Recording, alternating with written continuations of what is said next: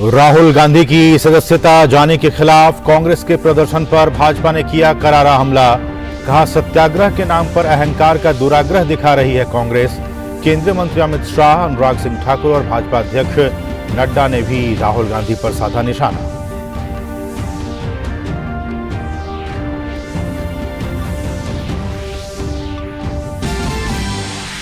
भारत ने कनाडा के समक्ष दर्ज कराया कड़ा विरोध। बीजेपी सप्ताह कनाडा में भारत के राजनयिक मिशन और वाणिज्य दूतावासों के खिलाफ अलगाववादी और चरमपंथी तत्वों द्वारा सुरक्षा में लगाई गई सेंध पर जताई चिंता। कनाडा के उच्चायुक्त को किया तलब।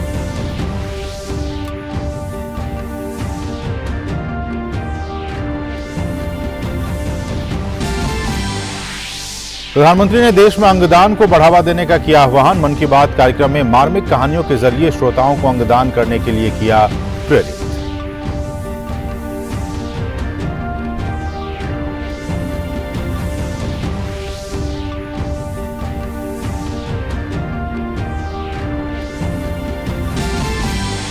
कोरोना के बढ़ते मामले और मौसमी इन्फ्लुएंजा से निपटने के लिए केंद्रीय स्वास्थ्य मंत्रालय ने 27 मार्च को सभी राज्यों की बुलाई बैठक। देश भर के कई अस्पतालों में दवाओं, बिस्तरों, ऑक्सीजन की उपलब्धता के मद्देनजर 10 और 11 अप्रैल को किया जाएगा मॉक ड्रिल।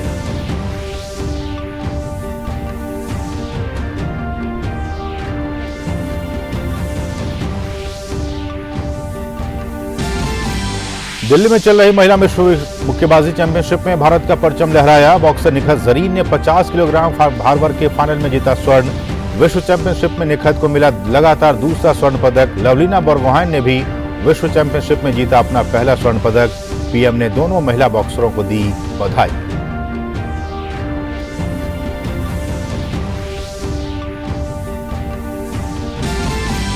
और विमेंस प्रीमियर लीग के पहले संस्करण में मुंबई इंडियंस ने रचा इतिहास। दिल्ली को 7 विकेट से हराकर जीता खिताब। मुंबई के ब्रेबॉर्न स्टेडियम में खेला गया खिताबी मुकाबला।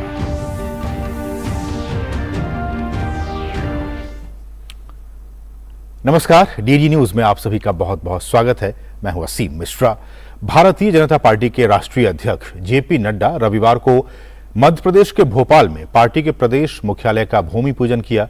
उन्होंने कांग्रेस पर हमला किया और कहा कि कांग्रेस नेता अहंकार में डूबे हुए हैं। उन्होंने कहा कि इनके नेता अति पिछड़ों को जाति सूचक गाली देते हैं और फिर माफी भी नहीं मांगते हैं। मध्य प्रदेश में साल के अंत में विधानसभा चुनाव होने जा रहे हैं। ऐसे में सभी राजनीतिक दलों ने अपनी चुनावी तैयारियां जोर शोर से शुरू कर दी हैं। रविवार को भाजपा के राष्ट्रीय अध्यक्ष जेपी नड्डा प्रदेश की राजधानी भोपाल पहुंचे। भोपाल पहुंचने पर नड्डा का जोरदार स्वागत किया गया। प्रदेश के मुख्यमंत्री शिवराज सिंह चौहान सहित प्रदेश सरकार के तमाम मंत्रियों और प्रदेश नेतृत्व ने नड्डा का स्वागत किया। जेपी नड्डा ने भोपाल में भारतीय जनता पार्टी के नए प्रदेश कार्यालय के लिए भूमि पूजन किया। इसके बाद मोतीलाल नेहरू स्टेडियम में बीजेपी के बूथ अध्यक्षों के सम्मेलन को संबोधित करते हुए उन्होंने मोदी सरकार और शिवराज सरकार की योजनाएं और उपलब्धियों को गिनाया। नड्डा ने कहा कि आज की स्थिति में 290 दफ्तर बन चुके हैं, 115 बन रहे हैं, 123 कार्यालयों के लिए जमीन ले ली गई है। नड्डा ने कहा कि भोपाल में बन रहा कार्यालय मोस्ट मॉडर्न कार्यालय होगा। भाजपा का ऑफिस नहीं कार्यालय है, ये संस्कार केंद्र है। यहाँ कार्यकर्ता संस्कार लेता है। भारतीय जनता पार्टी का ऑफिस नहीं, ये कार्यालय है, ये संस्कार केंद्र है। यहाँ कार्यकर्ता आकर के संस्कार लेता है। हमारे नेताओं की बातचीत फॉर्मल और इनफॉर्मल से वो सीखता है। हमारे वरिष्ठ नेताओं की जीवन गाथा वो लाइब्रेरी में पढ़ता है और किस तरीके से संवाद को आगे बढ़ाया जाता है, इसकी कला से लेकर अपने जीवन को खपाकर विचार के लिए लगा देना, इसका भी वो संस्कार लेकर के जाता है। उसको हम कार्यालय बोलते हैं। जेपी नड्डा ने कहा कि आज बीजेपी दुनिया की सबसे बड़ी पार्टी बन गई है। हम कार्यकर्ता सम्मेलन भी करते हैं तो वो जनसभा बन जाती है। नड्डा ने कहा कि ये हमारी ताकत है। अब तो विरोधी भी हमसे टकराने में असमर्थ महसूस करते हैं। ये भारतीय जनता पार्टी की ताकत है। 36 विधानसभा बूथ अध्यक्षों का सम्मेलन करते हैं तो वो सम्मेलन जनसभा में परिवर्तित हो जाता है। ये हमारी ये हमारी ताकत, ये हमारी परिस्थिति,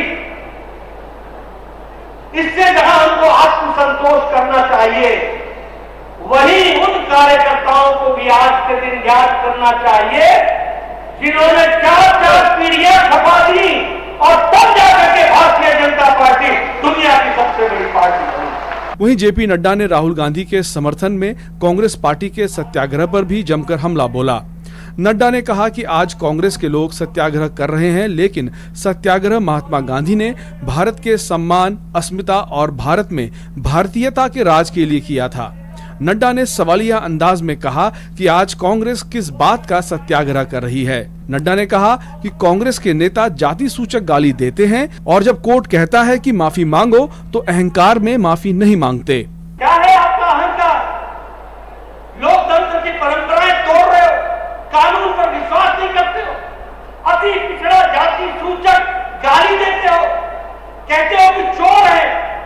कोर्ट कहता है आपको, न्यायालय कहता है माफी मांगो, माफी मांगो, माफी मांगो।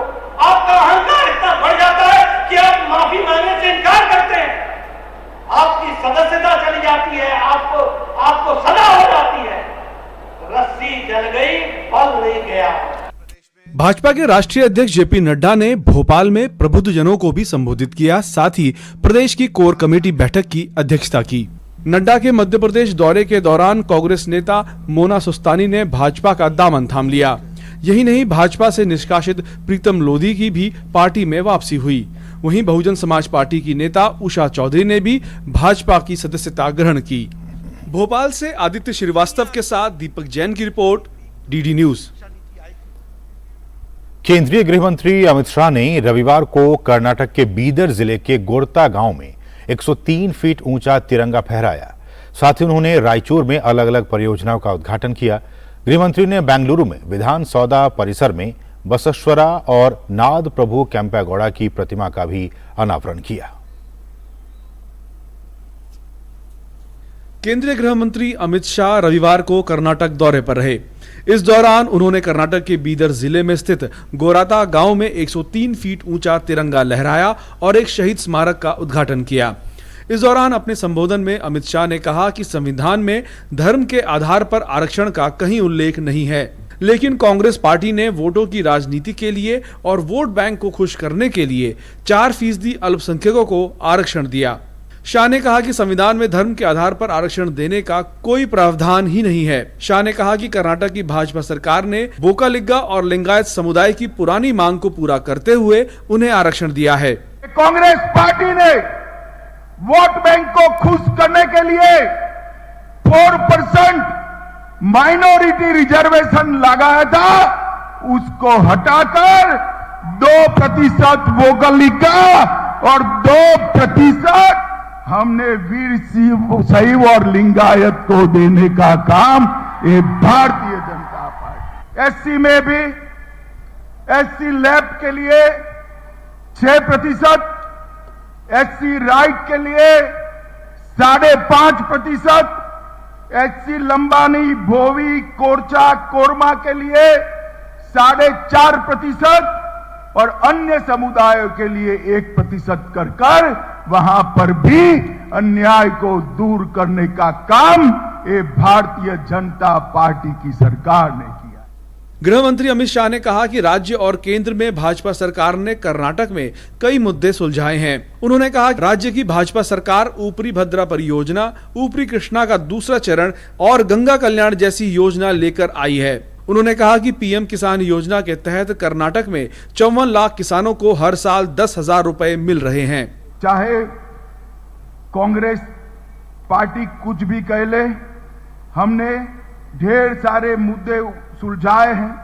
ऊपरी भद्रा परियोजना हो, कालसा बंडूरी परियोजना हो, ऊपरी कृष्णा का दूसरा चरण हो, येतिना हॉल पेयजल परियोजना हो, गंगा कल्याण योजना, छोटे और सीमांत किसानों के लिए 1115 करोड़ की योजना भारतीय जनता पार्टी लेकर आई। पीएम किसान और के माध्यम से राज्य के 54 लाख किसानों को हर साल 10,000 रुपया सीधा उनके बैंक अकाउंट में डालने का काम ये भारतीय जनता पार्टी की सरकार करती है। केंद्रीय गृह मंत्री ने कहा कि कांग्रेस की तुष्टीकरण की राजनीति और सावरकर की बराबरी नहीं कर सकते, क्योंकि सावरकर होने के लिए दृढ़ संकल्प, भारत के प्रति प्रेम, निस्वार्थता और प्रतिबद्धता की आवश्यकता होती है। फांसी से पहले शहीद आजम भगत सिंह द्वारा वीर सावरकर की 2 किताबों से डायरी में नोट्स बनाए जाने का जिक्र करते हुए अनुराग सिंह ठाकुर ने कहा कि राहुल उन स्वतंत्र वीर सावरकर का अपमान करते हैं जिनकी किताब भारत का प्रथम स्वतंत्र समर का पंजाबी में अनुवाद करवाकर बांटने के लिए खुद भगत सिंह जी वीर सावरकर जी से मिलने रत्नागिरी गए थे और उसे छापी थी। इसके साथ ही अनुराग सिंह ठाकुर ने पूर्व प्रधानमंत्री इंदिरा गांधी जी की सरकार में वीर सावरकर जी पर बने डॉक्यूमेंट्री फिल्म का भी लिंक अपने ट्विटर अकाउंट पर पोस्ट किया और कहा, सोचिए जिस महान व्यक्तित्व वीर सावरकर के सम्मान में उनकी दादी ये सब बात करती हों, उस दौर के किसी भी महापुरुष ने उनके बारे में गलत ना बोला हो, आज राहुल गांधी ये सब बोलते हैं तो वो दरअसल सावरकर का नहीं, अपनी दादी का, नेताजी बोस का, भगत सिंह और यहां तक कि गांधी जी का भी अपमान कर रहे हैं।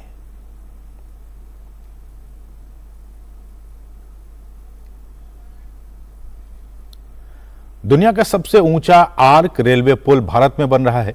चेनाब नदी पर बन रहे इस पुल पर आज रेलवे के परिचालन के लिए ट्रायल का बड़ा दिन था और खुद रेल मंत्री इसका परीक्षण करने पहुंचे। उधमपुर श्रीनगर बारामूला रेल लिंक परियोजना के तहत बन रहे इस पुल सहित अन्य काम भी जल्द पूरा होने वाला है, जिसके बाद देश के अन्य हिस्सों को जम्मू कश्मीर से जोड़ने में एक बड़ा काम पूरा हो जाएगा।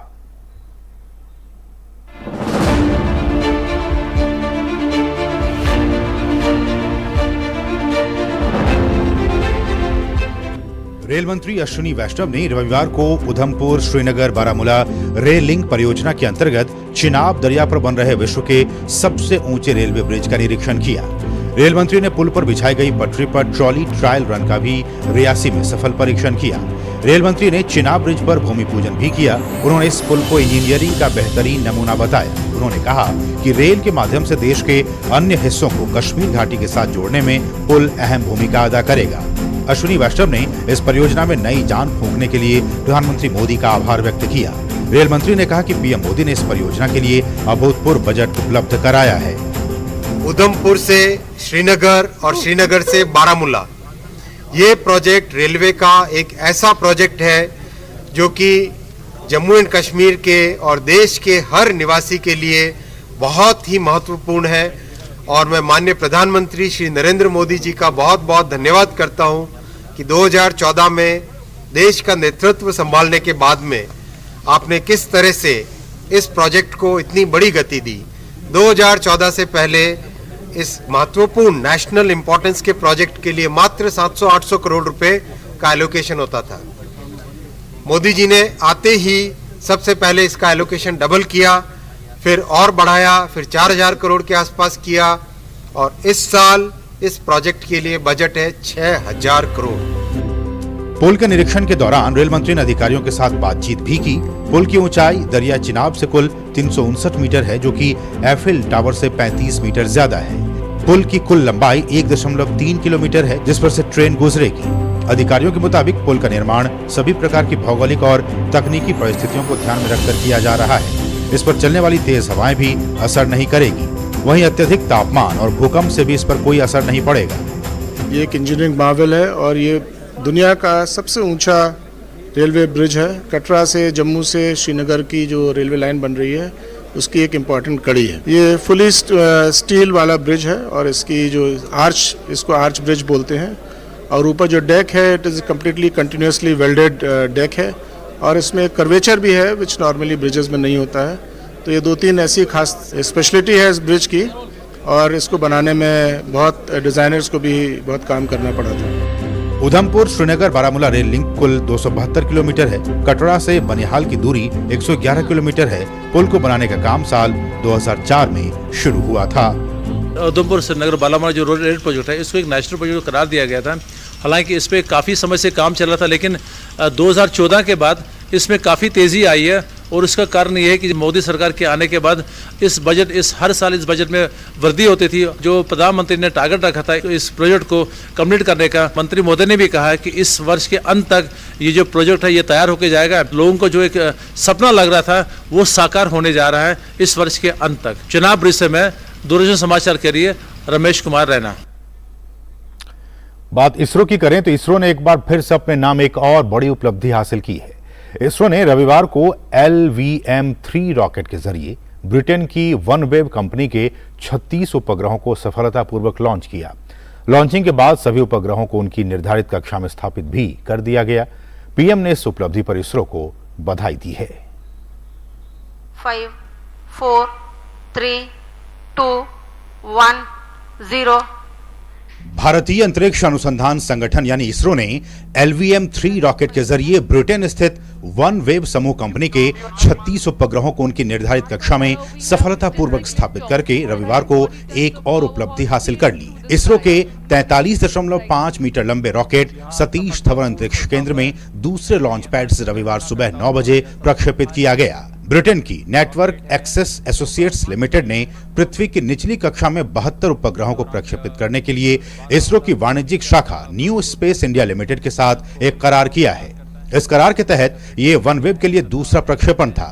वनवेव ग्रुप कंपनी के लिए पहले 36 उपग्रह 23 अक्टूबर 2022 को प्रक्षेपित किए गए थे। वनवेव अंतरिक्ष से संचालित एक वैश्विक संचार नेटवर्क है जो सरकारों और उद्योगों को संपर्क की सुविधा मुहैया कराता है। इसरो के अध्यक्ष एस सोमनाथ ने LVM-3 वनवेव इंडिया 2 मिशन के सफल प्रक्षेपण के लिए NSIL, इसरो और वनवेव को बधाई दी। Congratulations to NSIL and ISRO and OneWeb for the successful launch of LVM-3 OneWeb India 2 mission. As we know today, the first 16 satellites of the series are already placed in the right orbit, and now it has gone in the far south of the Earth, and we will be getting confirmation of the remaining spacecraft separation soon once the onboard storage data is acquired by our Indian ground stations.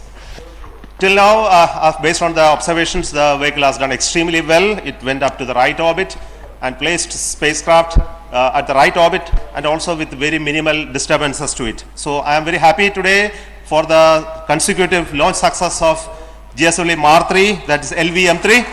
ISRO प्रमुख ने हर संभव सहायता के लिए प्रधानमंत्री नरेंद्र मोदी का भी आभार व्यक्त किया। We are getting ready for the next launch campaign soon with the launch of the GSLV Mark 3. But before that, we are also getting ready for the launch of the PSLV, which is currently going on. In April, we will have the launch of again a commercial launch of PSLV, and we are also commencing the campaign for the GSLV Mark 2 as well. At this time, let me take this opportunity to thank our Honorable Prime Minister as well as the government for supporting us in making this launch vehicle making available for commercial launches.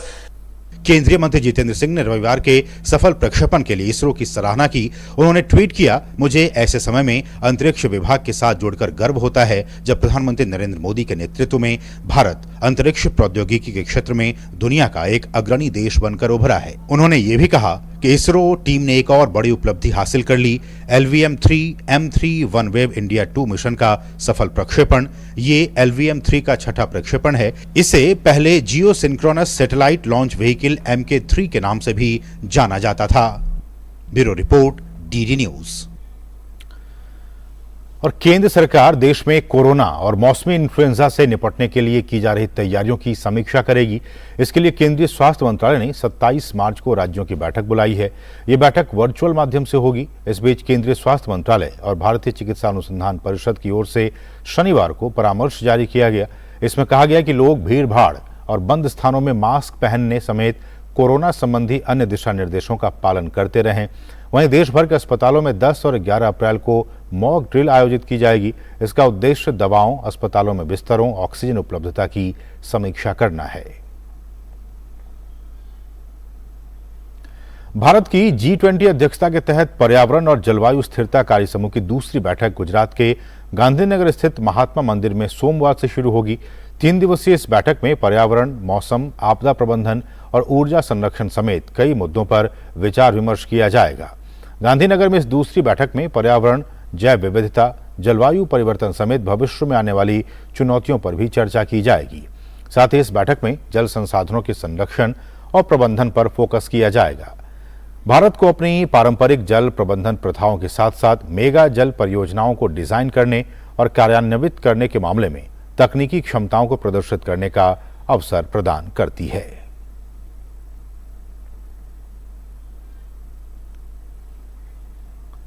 केंद्रीय सूचना एवं प्रसारण मंत्री अनुराग सिंह ठाकुर ने रविवार को नई दिल्ली में इस्कॉन मंदिर के 25वें रजत जयंती समारोह में शामिल हुए।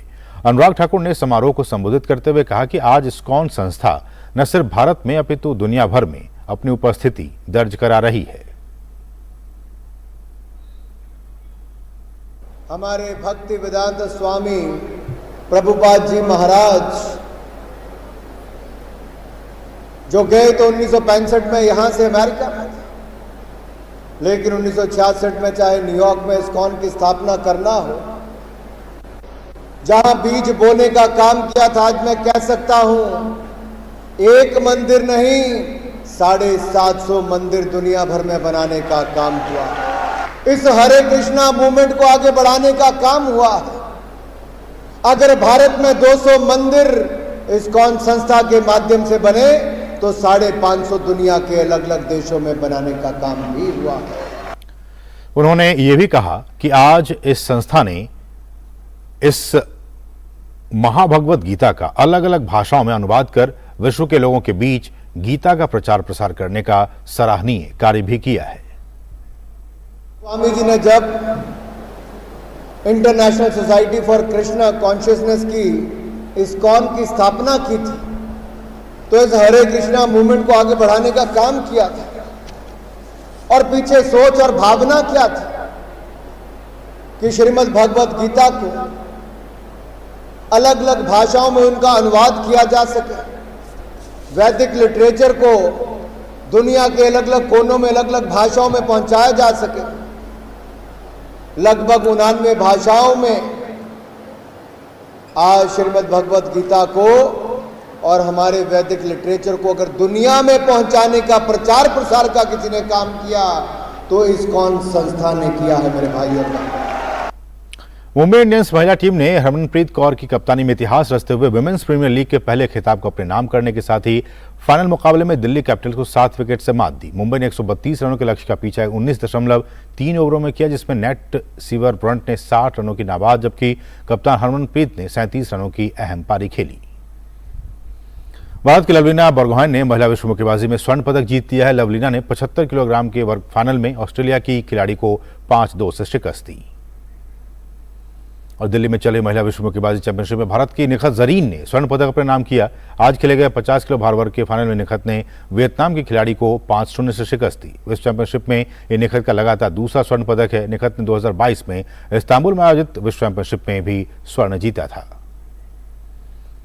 प्रधानमंत्री ने महिला बॉक्सरों की कामयाबी पर खुशी जताई है। उन्होंने ट्वीट कर कहा है कि वर्ल्ड बॉक्सिंग चैंपियनशिप में शानदार जीत और गोल्ड जीतने के लिए निखत जरीन को बधाई। वो एक उत्कृष्ट चैंपियन है जिनकी सफलता ने कई मौकों पर भारत को गौरवान्वित किया है। उन्होंने लवलीना बोरगोहाइन को भी जीत की बधाई दी। उन्होंने कहा कि बॉक्सिंग विश्व चैंपियनशिप में शानदार प्रदर्शन के लिए लवलीना बोरगोहाइन को बधाई। उन्होंने कमाल का हुनर दिखाया। उनके गोल्ड मेडल जीतने पर भारत बेहद खुश है। तो इसके साथ इस बुलेटिन में बस इतना ही। हमें दीजिए अनुमति। नमस्कार।